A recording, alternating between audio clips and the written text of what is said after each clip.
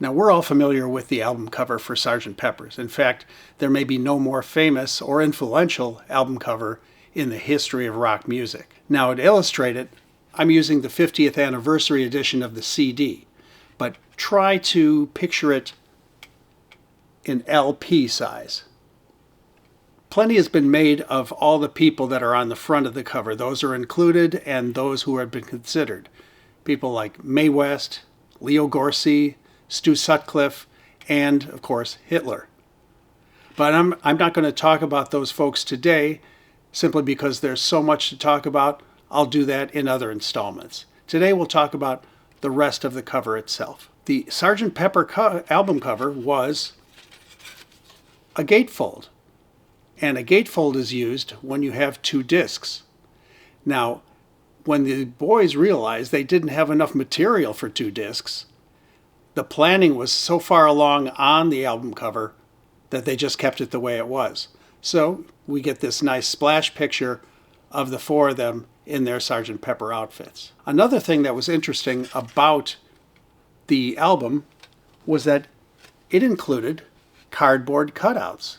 I kid you not. The bottom one you could cut out, and by bending back these little wings, you could stand it up on a mantelpiece or another place of honor. You had Sgt. Pepper himself up on top, as well as in a pin. You also had a set of chevrons, I guess to wear on your sleeve if you wanted to, another pin with the logo, and you had a mustache you could cut out and apparently push under your nose and wear. You know, you just can't discount the amount of value you got with LPs over the years. Now, one little known fact was that the first pressing of the LP came with this snazzy inner sleeve that held the disc.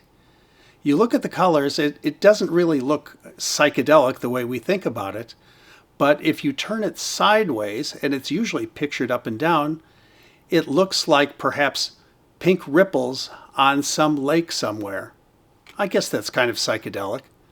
So that's the way I prefer to look at it. Finally, if you look at the back of the album, it's got a picture of the boys at the bottom and lyrics to every one of the songs on the album. You think about it and it doesn't seem that out of the ordinary. But this was the very first album in rock history to have all the lyrics printed on the album cover or included somewhere in the album. Sure seems like the boys were coming up with firsts all the time, eh?